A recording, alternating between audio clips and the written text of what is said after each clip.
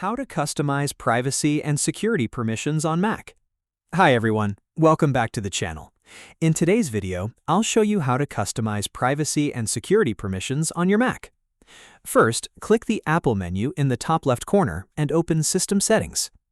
Next, select Privacy and Security from the sidebar. Here, you'll find different permission categories, including location services, contacts, calendars, photos, camera, microphone, and files and folders. Select a category to see which apps have requested access, then turn permissions on or off for individual apps.